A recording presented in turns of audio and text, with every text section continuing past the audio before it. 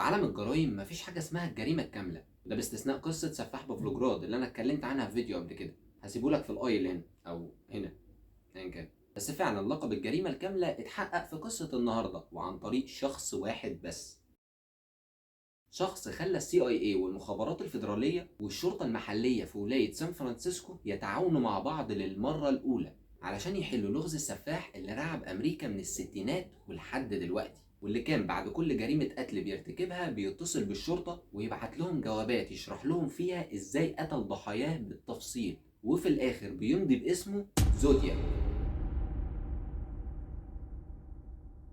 أول جريمة ليه كانت يوم 20 ديسمبر سنة 1968 لما خرج شاب مع صاحبته لحفلة الكريسماس وقرروا يركنوا عربيتهم قرب النهر علشان يستجموا شوية.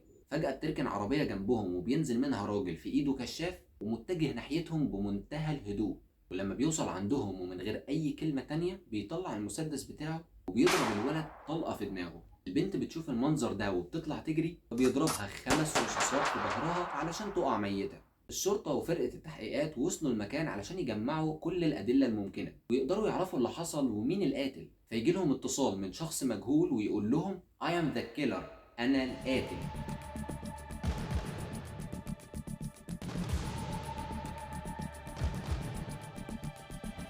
وبيحكي لهم عن تفاصيل الحادثة وازاي تمت ونوع المسدس كمان اللي قتل بيه الولد والبنت. وفي نفس الوقت بيبعت للثلاث صحف رسالة بيحكي لهم فيها عن تفاصيل الجريمة كلها، بس بيختمها في الآخر ب8 سطور فيهم رموز غريبة، وبيهددهم إنهم لو ما نشروش الرسالة دي في الطبعة الأولى هيقتل 100 واحد من سكان المدينة. وبينهي الرسالة بشعار عسكري كان دايما بيرسمه جنب مسرح الجريمة، وتضطر الصحافة تنشر رسالته والقضية تبدأ تبقى مكشوفة للرأي العام. وقتها الشرطة قلقت وبدأت تعين خبراء في مجال فك الرموز، وبدأوا يعرفوا من رسايله شوية حاجات كده لأول مرة، زي إن القاتل اسمه زودياك وإنه بيلاقي متعة كبيرة لما يقتل. وكمان عرفوا منها إنه شايف إن البشر هم أخطر كائنات على وجه الأرض، وعشان كده هو قرر إن الفترة الجاية هيبدأ يستعد يقتل أكبر عدد من البشر.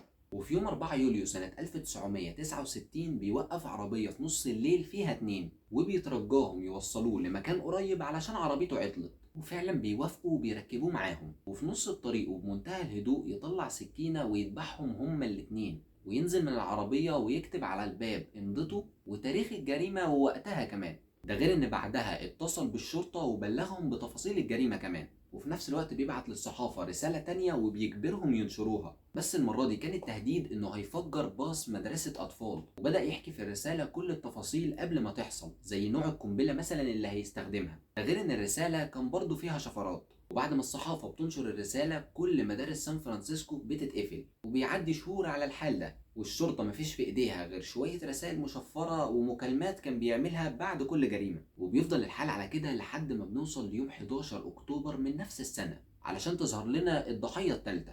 سواق تاكسي في ولاية سان فرانسيسكو لقوه مقتول في عربيته.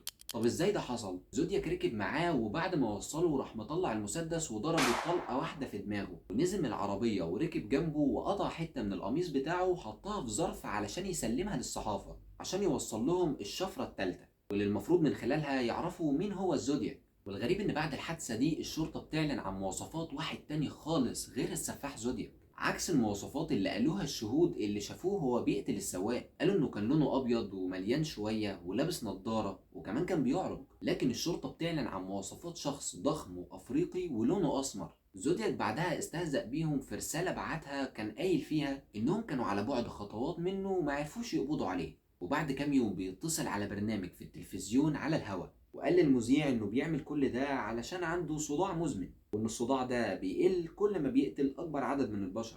بعدها يختفي وما يبعتش اي رسالة ولا للشرطة ولا للصحافة لمدة 4 سنين. وفي سنة 1974 بيرجع يظهر تاني وبيبعت رسالة للصحافة بيعلن فيها انه قتل 37 شخص من غير ما حد يحس بيه. بعدها الشرطة بدأت تجمع كل المواصفات اللي خدوها من الشهود وبتعلن عن شكل الجاني الحقيقي في صورة مرسومة، وتنتشر الصورة في كل شوارع سان فرانسيسكو وفي أمريكا بشكل عام. بالرغم من كل الرسائل المشفرة اللي كان بيبعتها زودياك للشرطة إلا إنهم معرفوش يفكوا الرموز ولا الشفرات اللي كان بيبعتها، لحد ما في سنة 2016 مبرمج أمريكي اسمه ديفيد أورانشوك ومبرمج أسترالي اسمه فان آيك وعالم رياضيات اسمه سام بليك اشتغلوا مع بعض لمدة 4 سنين عشان يقدروا يفكوا رموز وشفرات زودياك، وفعلا يقدروا يحلوا أصعب رسالة بعتها سنة 1969. ولأول مرة نقدر نقول إن إحنا قربنا من كشف هوية الزودياك. ده في 2007 اتعمل عنه فيلم باسمه زودياك من إخراج ديفيد فيلتشر، اللي كان عايش في سان فرانسيسكو وعاصر الأحداث دي بعينه وشاف الرعب ده وهو صغير بسبب الزودياك.